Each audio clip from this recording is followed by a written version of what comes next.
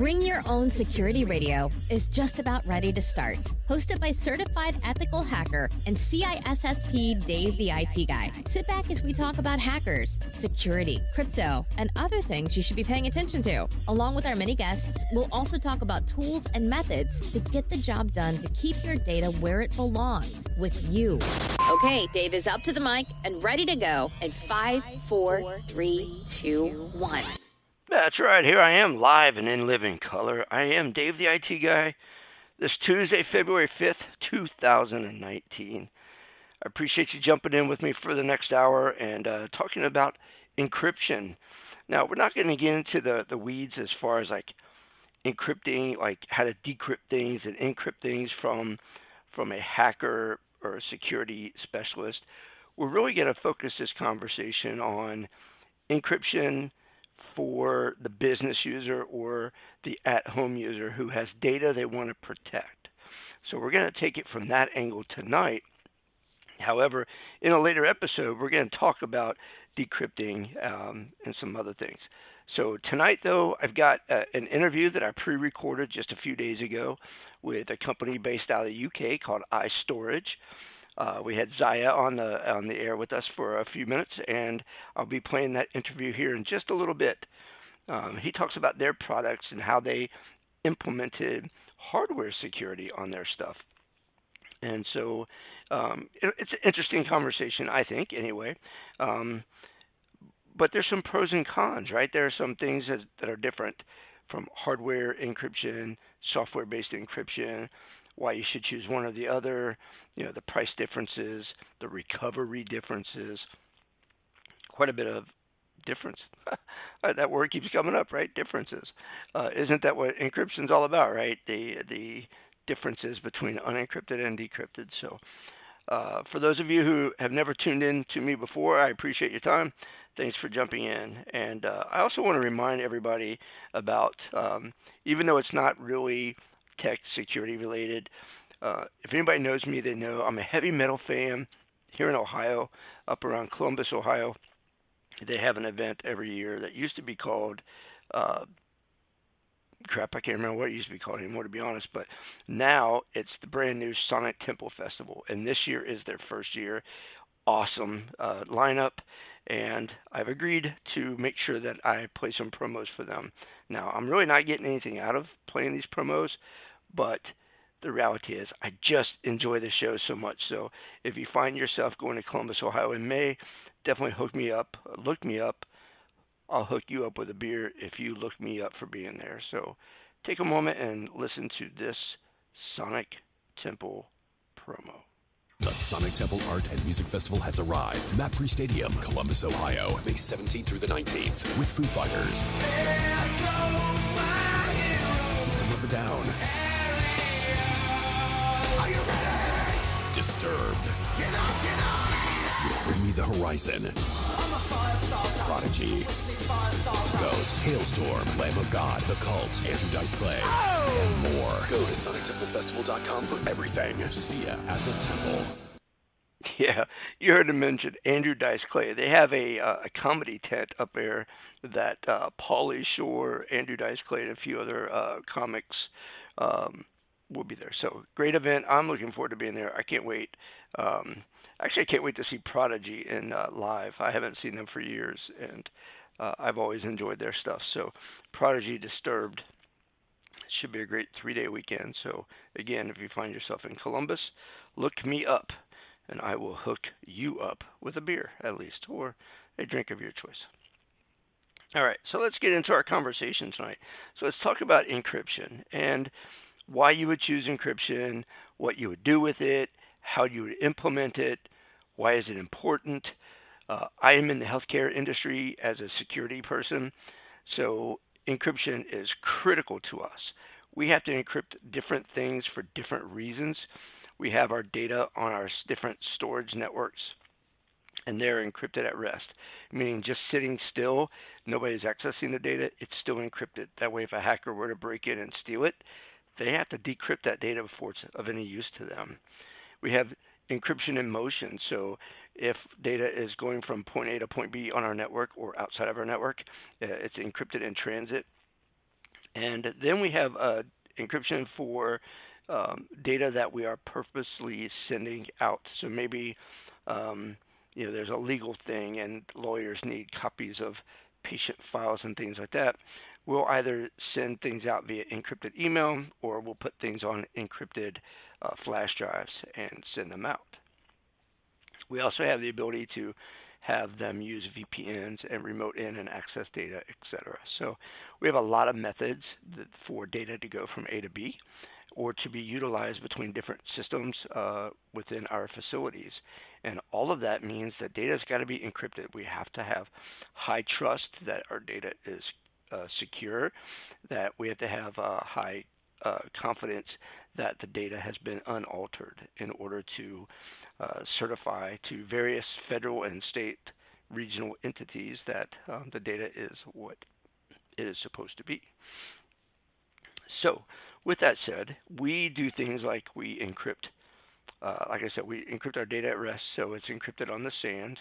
We have laptops that usually don't store a lot of local data. Most of our stuff is stored, stored via remote servers and things like that. But we have to have the security, in place just in case.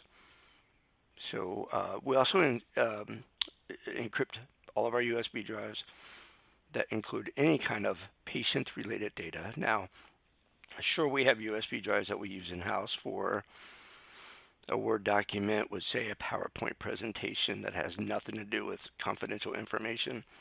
We don't spend the time and aggravation to encrypt all of that. So, yeah. And then we teach our users how to use secure email when necessary, how to use secure USB drives, etc. So, lots of good stuff. I'm going to take a moment to clear my throat while I'm doing that. A friend of mine who did my musical intro here, Misty, I offered to let her have her own little intro in my show, a little commercial, so to speak. So it's only about 20 seconds long, and that'll give me a time to get a drink of water and clear my throat. So you need a high-quality intro for your podcast, but money doesn't grow on trees. I get it, and I got you. Bold podcast intros and outros. Professional production quality starting at just a 5-spot. To order yours, go to fiverr.com/MVProductions. All right. Much better. MV Productions. Misty, great job. Thank you again for all the hard work that you've done for me over the years. All right, so let's get back to it. So in my organization as a healthcare organization, like I said, we encrypt things different reasons. And by and large, we have chosen software encryption for most of our things. However, we do use hardware encryption as well. Now, what's the difference and where do we utilize those differences? Software encryption, things like BitLocker that comes with your Microsoft products, right? Or you can buy third-party encryption like ESET has an encryption tool for hard drives and things like that. Other security companies all sell a different product. So there are a few options out there. With software encryption, it's usually cheaper. It has like a key repository at a server somewhere. Generally you host that server in-house. And you're able to unlock, decrypt, recover drives based on a key server. And it's easily scalable, like I said, a whole lot cheaper, usually in a large environment to implement. However, software encryption has its drawbacks.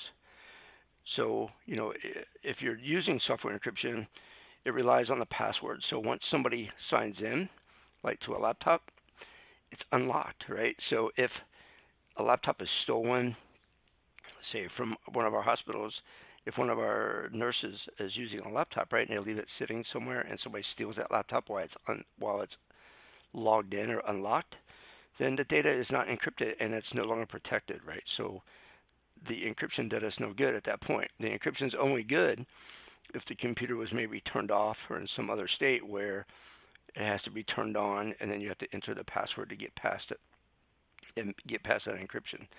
So software encryption certainly has a lot of cons. You're also able to do man-in-the-middle attacks like keyloggers, things like that. So if I got a keylogger on your computer that starts with booting up, then as you're typing in your password to unlock your encryption, my keylogger is capturing that data and sending it to me, and now I've got your encryption password. So a lot easier to break, but again, a lot cheaper. And with the right training, the right use case, right, the right situations, the right implementation, software encryption can certainly do all the things you need it to do for your organization.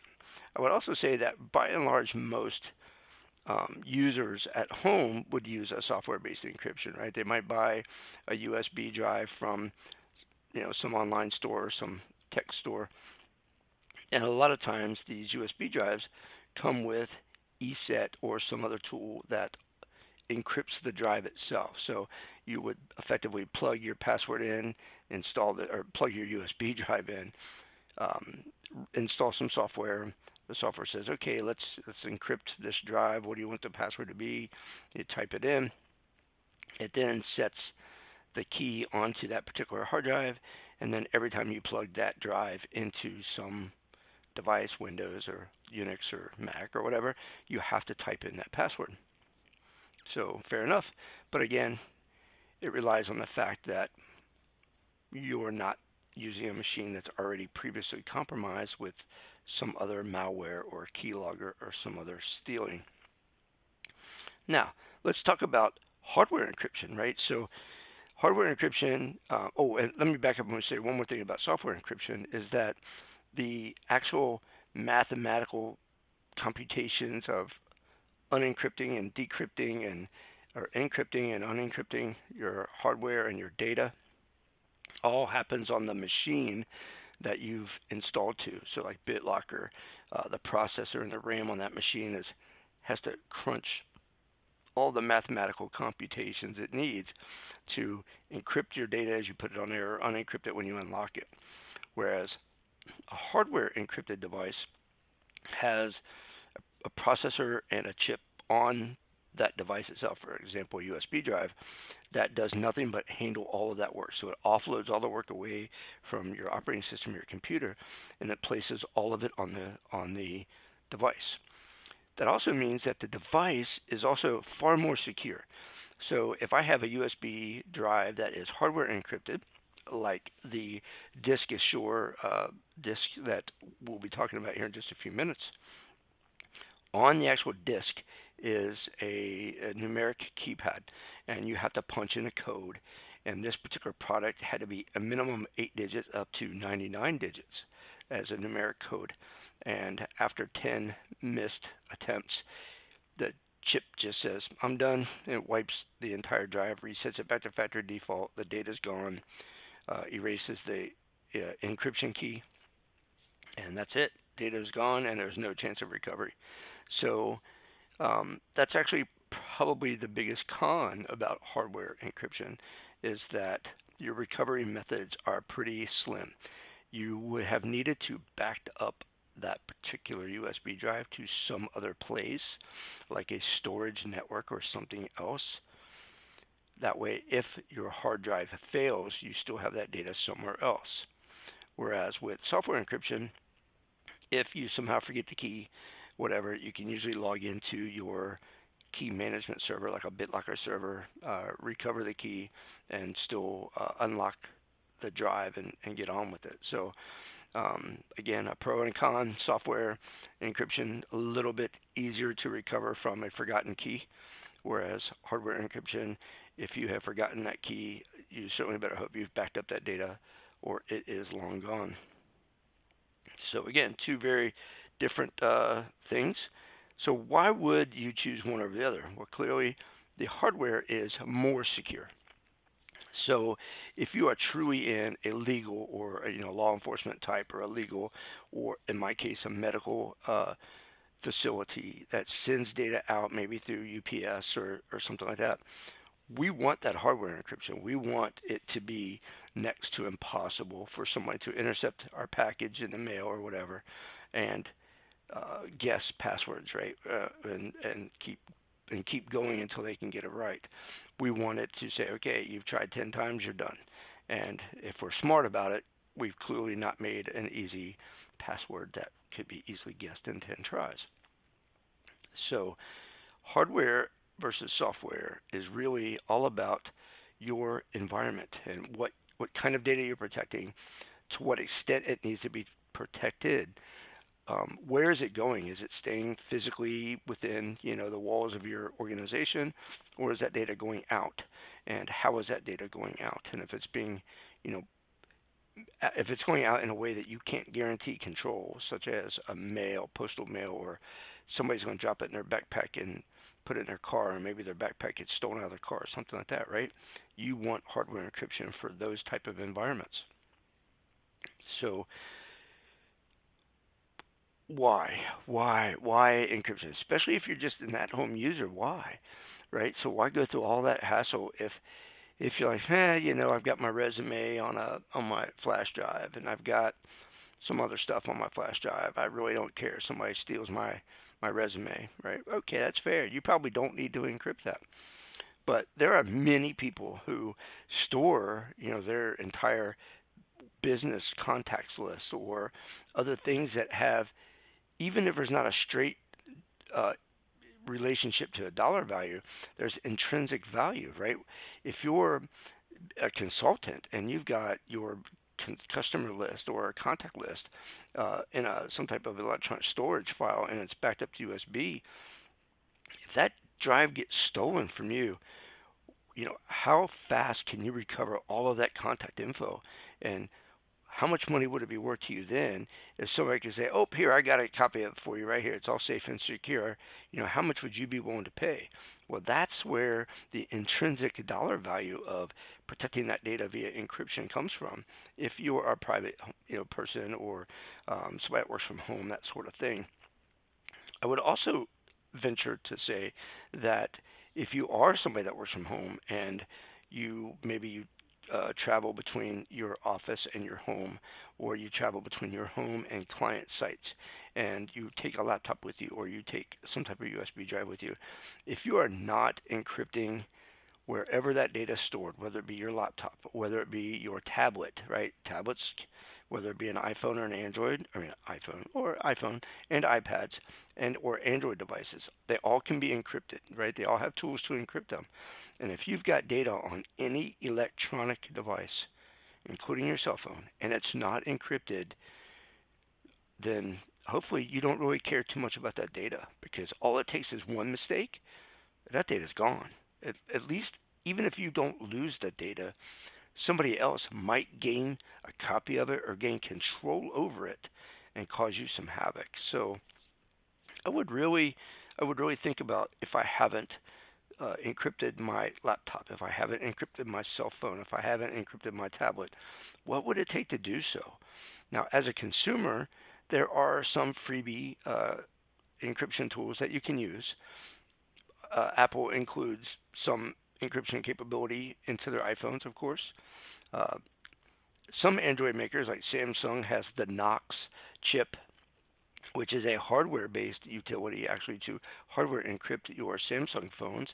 Apple also has hardware encryption, so they're a little bit more secure. But maybe you have a Motorola phone or LG or something like that does not have the hardware encryption, then you want to look at some software capability. However, again, why would you not want to do that as a user? As long as you're not storing data anywhere that matters, and so be it. But what if you even have a desktop? You're thinking, dude, this thing is at my house. It doesn't go out into my car. What if you have a robbery, right? What if somebody robs your house? What if they steal your computer? What if, that's probably the worst, right? Because anything else would not be related to encryption. It would be related to data recovery, like a fire or damage to your computer. That isn't necessarily an encryption-based problem. That's more of a have I ever backed my stuff up problem, right? So you want to make sure that you've done a little bit of both. Shoo, that's a lot. 20 minutes. I threw that out there quick. I tried to get that information out as quick as I could. I wanted to preface all of that for this interview that I had with Zaia. Now, I will also quickly say, for those of you who are not familiar with encryption, maybe you're a home user, maybe you're not very tech savvy just yet, just go out and start Googling things. Google like you think, right? So if I am thinking I want to encrypt my Windows laptop for free, right? So type that out in Google. How do I encrypt my Windows 10 laptop free? And you'll get a whole bunch of stuff, a whole bunch of options, including BitLocker. I want to encrypt my thumb drive, my USB drive, my hard drives, whatever. Just Google like you think. You'll find some. Take the time to read, educate yourself. There will be free options. There will be paid options. Remember, the old adage is definitely true in technology. You get what you pay for. And if you paid nothing for it, you should not expect anything out of it. That's the truth when it comes to technology. So, very good. All right, so for the next roughly 19 and a half minutes, my interview with Zaia from iStorage out of the UK. We'll air that, and then I'll be back. And when I come back, we're going to talk about some tools that will help you start learning about encryption, if that's what you want to do, and free tools that you can download and educate yourself on how to encrypt and decrypt. And you can even have some fun by typing a message to your friend and encrypt it, and then tell your friend to download that same program and use that program to decrypt what you sent them, and you can have some fun with that. So when we come back, we'll be talking about some tools to encrypt and decrypt. But until then, here is my interview with Zaia from iStorage in the UK. All right, this is Dave, the IT guy. We're back today. We're interviewing an interesting company. So I normally don't do a lot of vendor interviews, as we all know, but I reached out to a company called iStorage. They're based over in the UK, and they are putting together a nice set of products that are hardware-based security. And so they sent me one over to play with, and I've had it for a week, and here we go. So I've got Zaia on the phone with iStorage. So Zaia, are you there, sir? Hi, Dave. I am. Yes, thank you. Awesome. So I appreciate you taking the time all the way from the UK to talk to us back in the colonies, and it's exciting to have your drive. So before we get too much into the weeds, tell us a little bit about you, what you do for the company, and a little bit about how iStorage came to be. Sure, Dave. Well, thank you for having me. Firstly, I'd like to start off simply by saying, my name is Zaia. So I've been at iStorage for around 2.5 years now, since I graduated in 2016, working here as an account manager. So a little bit of a hybrid role in terms of maintaining some of the existing client relationships we have, growing that, as well as trying to attain new customers, getting new partners on board. We do that in a various amount of ways, for example, many different exhibitions across the world, and through the work and fantastic commitment by our marketing team to get as much press coverage as they can out there. Right on. So we're always about doing good press coverage ourselves. So indeed. So the product that I received was one of your encrypted hard drives called the Disk Assure Pro 2, and it is a interesting device. For those that have never seen it, and since we're on air, I'll try to briefly describe it, but it basically looks just like your normal USB drive. It has a permanently attached USB cable, and it's got a keypad on there, so you can enter in your code to enable/disable the encryption at the time. Once somebody first plugs in their drive, your operating system won't see it until that code is punched in. Tell us a little bit about what drove iStorage to start looking at creating products like this instead of the traditional software locked encryption. Why did you guys start looking at hardware encryption instead? Sure. Well, I would say there's two main advantages by having hardware encryption over software encryption.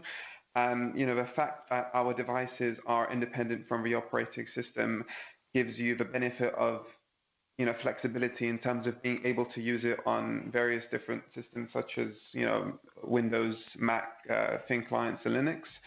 And that really enables any user to have that option really, as well as the fact that by having hardware encryption, it eliminates the risk of say for example keylogging, where a third-party user may be able to access the content on the drive with a software encrypted drive. Say for example, if a user was entering their PIN on a keyboard on a laptop, any kind of third party could perhaps access that operating system and therefore be able to see the credentials. Whereas with our drives, the greatest thing about it is the fact that you decrypt it separately on the drive itself, and once you've done that, you then enter it into your operating system, and you're then able to see the content, the data you have on the drive. When your company was working on these devices, I see, having had the device in my hand and having reviewed your website, that you have certification per se by various industries and or global standards, meaning you have FIPS 3, you have a NATO standard. What did it take to reach out to all these different governing bodies around the globe, basically, to ascertain that you could meet their standard and to gain that certification? I mean, was that something that took a few weeks, a few months, a few years? What was that process like for you? Sure. Well, it's definitely an extensive process in terms of time and cost to iStorage as well. In order to get these certifications, like you mentioned, Dave, we have, for example, FIPS Level 3, NCSC CPA, BSPA in the Netherlands, NATO, and the process, the AES 256 military-grade encryption have to be developed in such a way where they are tamper-proof and tamper-evident. We then have to submit the products to various government-accredited test labs to perform, different tests in order to ascertain whether the products conform to the government criteria. So, the product passes, then a certificate is awarded, which means any government department as well as, multinational corporations are free to purchase the products. If a product fails, then of course you receive no certificate. And the fact that iStorage has received all these certifications I mentioned earlier is really a testament to the fact that the products are ultra secure. And in fact, the company is the world's only company to have received 4 different government certificates in various jurisdictions for the DiskAssure 2 range of portable hard drives and solid-state drives. Wow. So does that standard, just for my own education as well, does that standard mean that every time you create a new product that you can just self-certify from that point, or do you have to submit that new product all over again for that recertification process? So yeah, you would need to submit the product and of course start again for the process in order to get that product certified. Yeah. Wow. So from product life cycle, from whatever inception that you might have through production of test modules, through sending out and getting assurances and certifications from the different governing bodies, to here it is on our website for sale to the general public. Can you give me a kind of a guesstimate as to what kind of timeline that usually looks like? Yeah, so I would say perhaps in terms of getting the process started, submitting a product and then going through the various cycles which are part of that process could maybe take up to a couple of years, depending on various factors. But that kind of timeline is probably realistic in terms of getting it started, and then obviously to the point in which you then receive those certifications. Maybe 1 or 2 years is a realistic time frame. Wow, so that's definitely pretty interesting. It looks like that your products range from a smaller USB stick type through the USB kind of storage drive, cigarette box style drives, anywhere from I think 512 to 5 gig.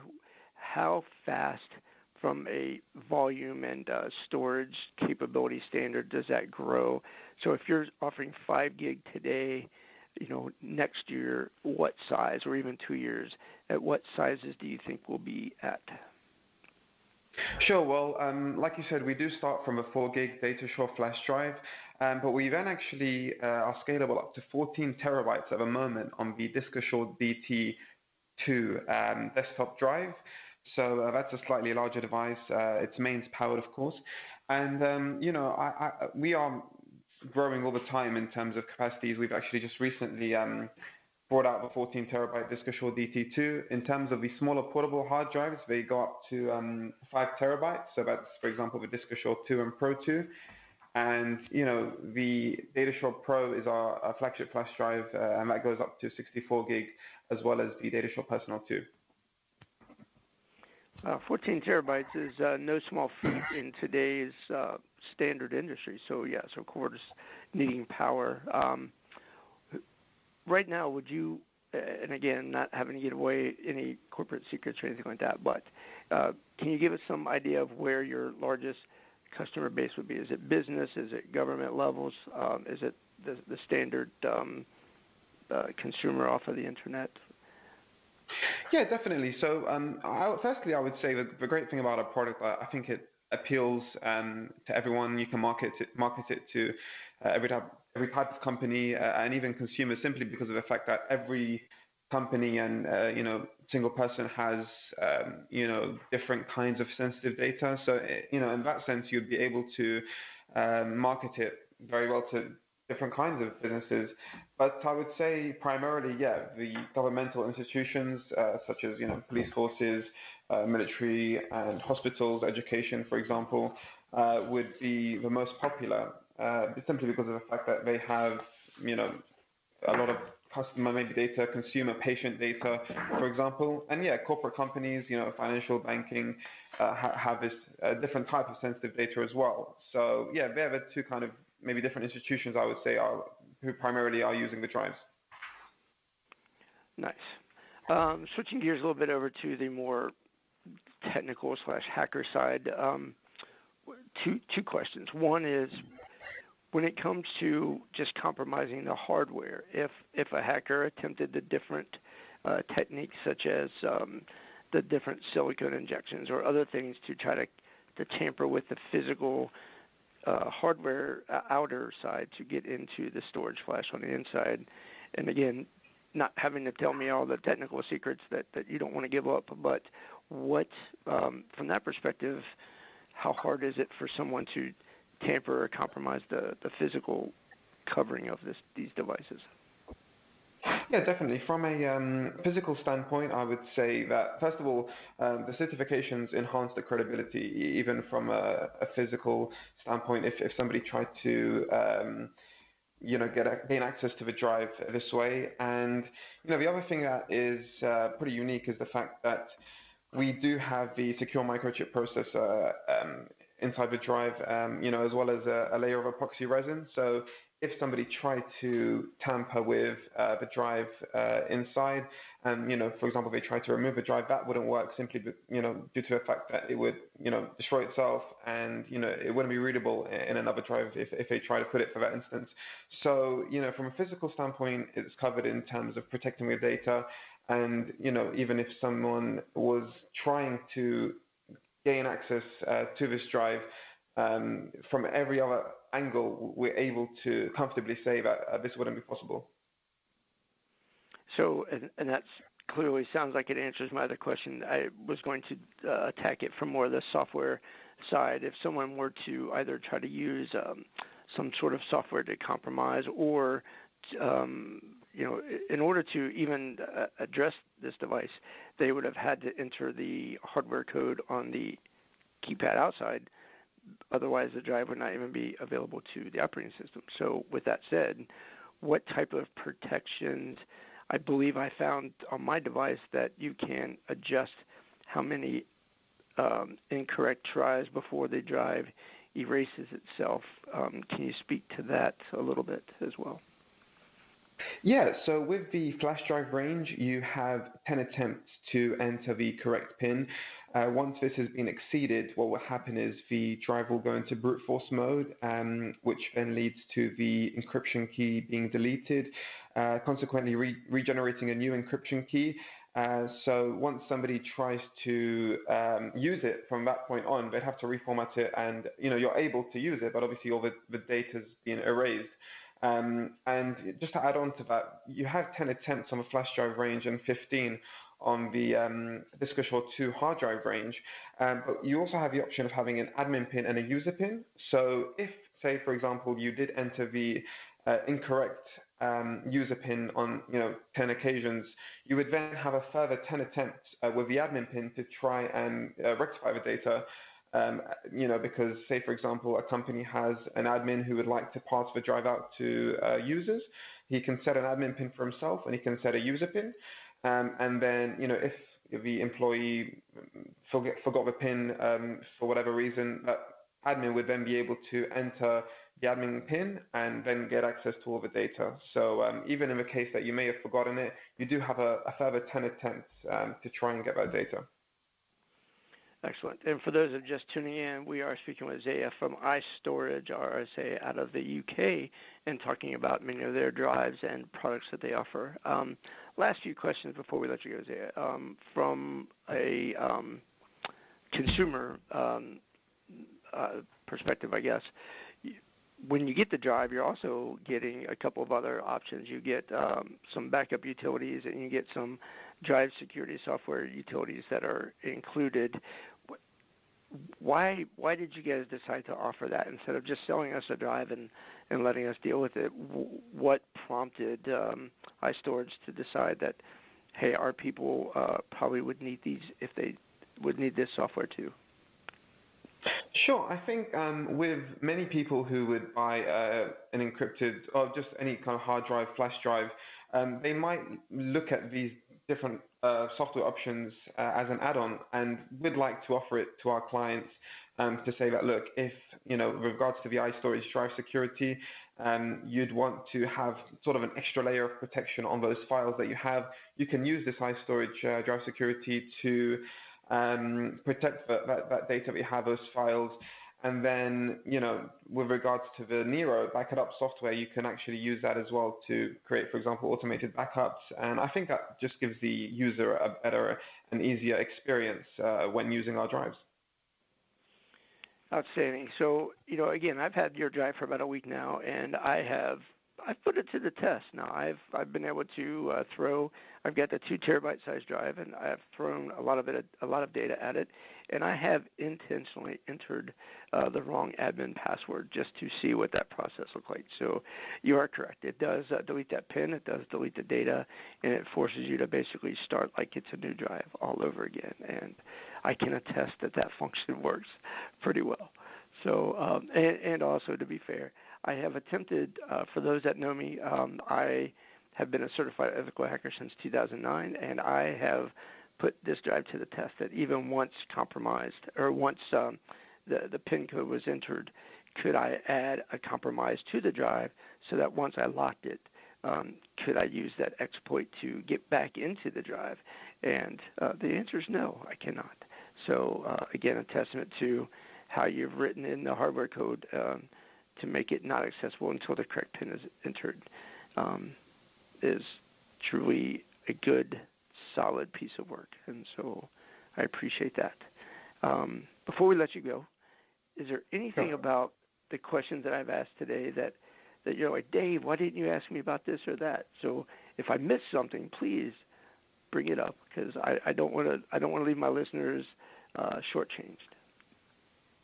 Sure, yeah. Well, definitely, I would love to share what we've done, for example, in the US, through acquiring our distributor Synex, and, how exactly the, everyday consumer can actually get our products, and, they're able to do that through Newegg, for example, Amazon, and not just that, but also to the people who may be attending some of the exhibitions that we've done. So, for example, in 2018, we attended our first exhibition in America, which was CES show, which I know is quite popular there. That was in Las Vegas, which was followed by ISC West and ISC East as well throughout the year. And actually coming up in March, we are heading to San Francisco to take part in the RSA exhibition, where we'll be at the booth, which is 4509. So there, we'll be exhibiting the products, sharing some of the latest news and product information for people who'd like to come in and see it for themselves. And we're actually really excited to be marketing there. And, we're hopeful that it will, gain a lot of traction. And, we're just happy to be able to share it with the US market, really. Outstanding. Well, I myself and one of my producers will also be in San Francisco. All right, so that's the end of that. And at the end of that, I'm just telling him that we'll be out at RSA as well, and we look forward to meeting them in person, etc. So hopefully that gives you some idea about how a company approaches creating these products for the USB/security industry. One thing about these guys is that all of their products incorporate security, hardware-based in security. They're little thumb USB drives, little 512 gig thumb drives, right? They're USB portable drives. They're desktop replacement drives. They're SAN network level drives. Everything incorporates hardware. So they're not just, some brand USB drive that you're going to find for $19.95 on a shelf somewhere. They're not going to be that cheap because they are putting all of this other stuff together. And so that's, as we were talking earlier before the interview, that's one of the things that about hardware encryption, right? It's just not as cheap per se, right? Nothing's cheap, but not as inexpensive as a software-based solution would provide. So it's one of those situations where you've really got to assess what your needs are and how you're going to do what you're going to do, right? So great. Hopefully you found that interesting enough. And, the point of that particular interview was not necessarily to sell you their stuff. That wasn't my goal. My goal was to talk a little bit about hardware and software encryption up front, and then let you hear it from a manufacturer's side, what they think the industry looks like and what they're doing to make the industry better per se, right? What do their products offer that maybe a software-based solution doesn't offer?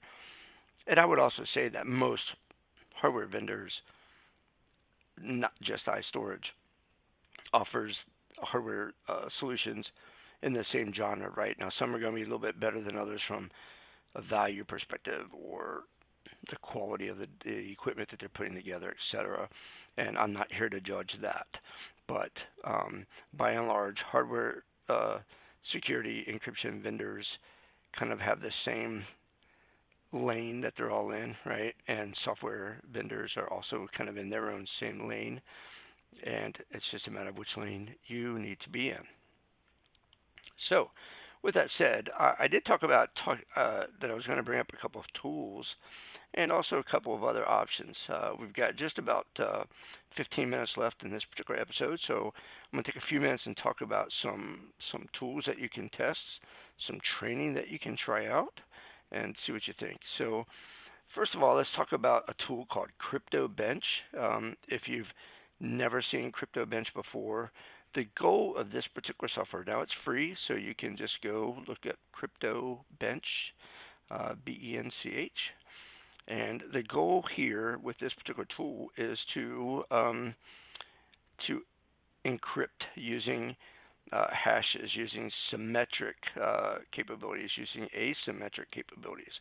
And you've got a whole bunch of algorithms to choose from, even some things that are so old that you shouldn't be using them anymore, but if for some reason you just have to or want to, you can use symmetric options like 3DES, AES, Blowfish, even Camellia, the old CAST 128 and CAST 256, regular DES, IDEA, RC2, 5, and 6, Serpent, if you haven't tried the Serpent variant, Skipjack.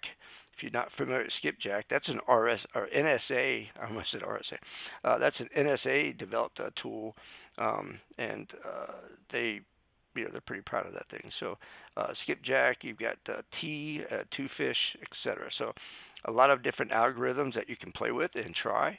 And if you don't know how to use them, you can certainly open up CryptoBench and then start doing some Googling, right? Like, how do I use IDEA versus RC6 or something like that, right? Then you can get over into the asymmetric side, and you have as many options, not as many, but you have options there too. You have Elgamal, you have a few others, and then you can get into SHA 1, 256, 384, 512, etc. Even Whirlpool, which is a 512-bit methodology. I'm not sure if you've even seen Whirlpool. That's pretty not standard. But you can get into the old MD2, 4, and 5 Panama, which I don't think anybody ever sees anymore. So a few options there. And then you can get into hash digest. So you can look at a string. You'll see when you're downloading something, it'll say, hey, here's our hash. Check it out, right? MD5 or some other hash version. And you can kind of use this tool to confirm that that thing is what it says it is by checking out their hash, right? So CryptoBench is a great little tool. It's fun, good to learn with. There's also another one called CryptTool, CryptTool, just one T in there, right? And that one has a lot of these exact same features as CryptoBench with a few exceptions. This one has some pre-made examples, some pre-made scripts. So it's much more education oriented. So if you want to learn how these things do their thing, right, you can kind of go in there and you can read about like what does AES do, right? What does skipjack do? What does 3DES do? And then you can type in a string of code, right? And you can apply these different algorithms and see, oh yeah, okay, now I get it, right? I see what that means. So two great tools that you can use for both doing the work, right? You can use that to encrypt things, and then you can also use it to educate yourself. And then from an education perspective, I do want to jump over and tell you a little bit about a couple of free options for education. My most favorite site on the internet from an education perspective, hands down, is the cybrary.it website. If you've never been there, it's cybrary.it. They have all kinds of courses, catalogs. They have you can look at courses by level, right? Like beginner, intermediate, advanced. When I was studying for my CISSP, I watched Kelly Handerhand's entire video collection on the CISSP. It was top notch. I mean, I learned so much, little, fill in the knowledge gaps that I didn't know already. When I was studying for my ITIL, I did that. Soon, because of a different class I'm taking, I have to take the CCSP, and I'll be using cybrary.it's video collection for that as well. So cybrary.it has a great encryption, 3 hours worth of videos broken down into 5, 10, 15-minute video chunks, maybe 20, but a total of 3 hours for cryptography. And heck, it even gives you 3 CPEs.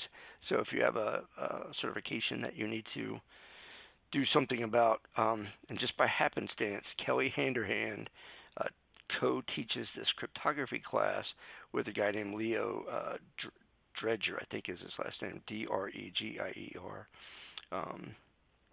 But yeah, Kelly is awesome. I think she's tuned in a couple of my episodes, and I just can't say how awesome she is enough. So Kelly Handerhand, thank you for great content. I said a couple. So if you go out and Google free cryptography or free encryption training, you're going to find a lot of options.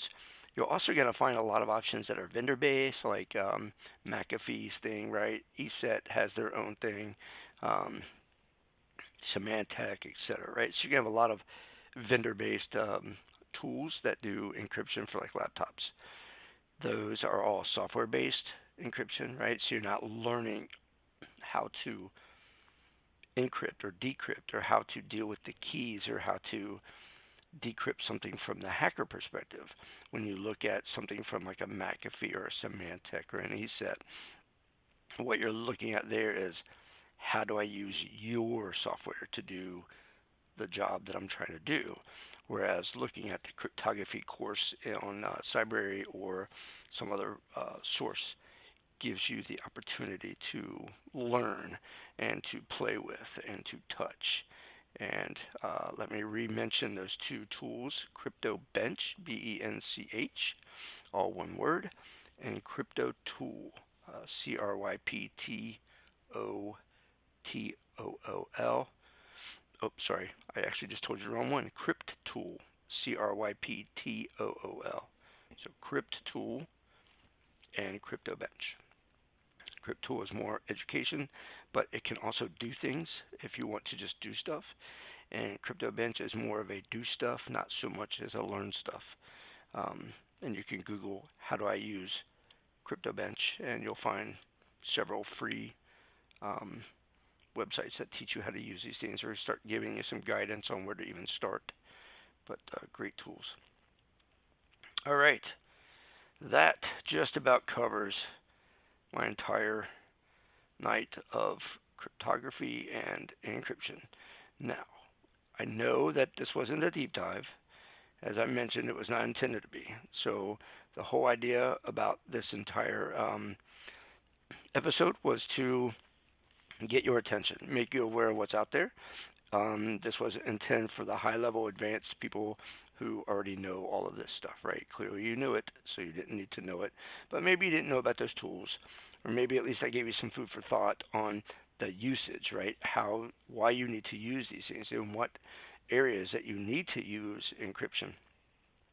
And another form of encryption that I didn't talk about much, I might have briefly said it, but that's VPN. And when you're at home as a remote worker, you might use a VPN product to get back to your office so that you can connect to the network in a secure way. So, right, that's encrypting the data in transit, right? So when we talked earlier, I mentioned at my healthcare facility, we encrypt our data at rest.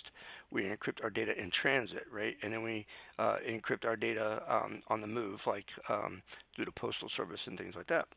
So VPNs are encryption in transit, is by and large how you would look at that, right? The data is moving from point A to point B, and you don't want somebody on the internet to intercept it and steal your data. However, for those of you at home that don't work from home, right? Maybe you work in manufacturing or some other facility where you're not using a computer from home every day. If you have a tablet, if you have a smartphone, if you have a laptop, and you connect to Wi-Fi, especially the free public open Wi-Fi, you absolutely need a VPN on those devices. You don't want to be sitting at a Starbucks, sipping on your latte, right? And getting on your phone and logging into your bank account to see if that $8 latte just overdrew your bank account, right? Every time you logged into that bank account, if somebody is sitting on that same network with you, or if they've compromised that network remotely and they're scanning that data, they could intercept the data that you've typed in. And so now they might have your login information to your bank, or to your 401k, or even just to your Gmail because you logged in and checked Gmail real quick, or whatever, right? So anything that you do on a public Wi-Fi has a very, very high chance of being compromised. You hear about public hacks every day, or these big hacks, right? You hear about, the Have I Been Pwned website, which absolutely you want to listen to next week when we have Troy Hunt on the air with me. But, you'll have people just waiting, and big industries, big companies like Starbucks and Panera Bread and other places like that, where you would tend to go and sit and kind of chill for an extended period of time, maybe use their free Wi-Fi to do some work while you're sipping on a coffee or whatever. They want you to use that free Wi-Fi as a service. However, the hackers want you to use it as well, right? Because they might not even be in the building with you. They might have just remotely compromised that local store's network, and they're just waiting for people like you to log in and not use a VPN. So check it out, VPNs, see what it's all about. Not that I won't not going to tell you any kind of links, but I will tell you to check out NordVPN, N-O-R-D VPN. You might have seen their commercials on TV. I personally have been a customer of theirs now for more than 3 years, and they are outstanding. The speed is great. They don't log your data. They are based in South America, so their country laws are outside of U.S. subpoena powers. So you do your thing, and they can't, nobody's getting to your traffic. And besides, they don't log your traffic, so it doesn't matter. You can use up to 6 devices, so you, the spouse, the kids, your cell phones, your laptops, your tablets can all be protected. You can use up to 6 devices at the same time. So NordVPN. And I think recently I saw a promo. They're like $2.99 a month if you buy like 2 years in advance. So I don't know. You spend whatever it is, $60 and get 2 years worth of VPN service. Absolutely cannot be beat. So, all right, that's it. I did just briefly mention Troy, so let me talk about next week. So next Tuesday, 1 week from tonight, I will have interviewed Troy Hunt, the founder of the Have I Been Pwned website. If you've never heard of that site, you absolutely want to go and check that one out. When a data breach occurs, that website, hosted by Troy and ran by Troy, founded by Troy, will include email addresses and other information that's been compromised. But what makes him different, I can't tell you. But there is one specific thing about his site that makes him different from every other breach, like Breach Leaks and WikiLeaks and all these other sites that expose breaches. One very distinctive difference, I'm sure there's more than one, but one that sticks with me about that site, well, I'll go ahead and tell you. He doesn't put up the email address and the password with it. He's there instead of getting hackers to come and steal your data. He wants you to know that you've been compromised, so you can go and change your passwords. So he'll show you, hey, your Gmail account, your LinkedIn account, your Facebook account were compromised. What does that mean to you? Go change my freaking password, right? So that's what he does. That's one of the many things that makes him different. He's also what's called a Microsoft MVP. He travels the world. I think he just came back from Germany. He's based in Australia. I'll be talking with him on, Sunday my time and Monday his time. I'm going to pre-record the interview, and then we'll play it for you Tuesday night. So we'll have almost a full hour with Troy next week. So if you've ever wanted to hear about how he does what he does, or what that site is truly all about, and where all that data comes from, and all those kinds of things, well, that's exactly what I'll be asking. If you have a question that you want me to ask Troy, send me a tweet at BYOS Radio. Hashtag, let's see, what are we going to do? Hashtag Troy Hunt, right? TROYHUNT. So at BYOS Radio, hashtag Troy Hunt, and let me know what question you'd like me to ask, and I will do my best to get your question asked for him. So that'll be fun. Hashtag Troy Hunt. Thank you again to Misty from MV Productions for the great intros and outros. Again, for those of you in the states around Ohio, Sonic Temple Festival up in Columbus, Ohio in May. You're going to want to definitely check that out if you're a heavy metal fan. Or even a comedy fan. The comedy tent is open 3 days, all 3 days of the event with comics. So, yeah, man, great stuff. All right, that's about it for me. I appreciate your time. Thank you again to iStorage out of the UK for sending me a drive and letting me kind of check it out, and for talking with me and telling me about what's going on with how they do their thing. Hopefully, those of you listening learn something tonight that you didn't already know. And if you didn't, well, I tried. And next week we'll try it again. So thanks again. I'm Dave, the IT guy. Have a good night, everybody. Okay, that's it. Hopefully you've been inspired to learn more, or at the very least, heard something new that you didn't know already. Don't forget to follow the show on Twitter at BYOS Radio and Facebook at facebook.com/BYOS Radio. You can download each episode from iHeartRadio, Apple Music, Google Play, Spotify, Stitcher, TuneIn, and just about any other podcasting software you like. You can also listen live every Tuesday night at 9 Eastern from the BringYourOwnSecurity.net website. You might even learn CPE for your IT certifications, so tune in weekly.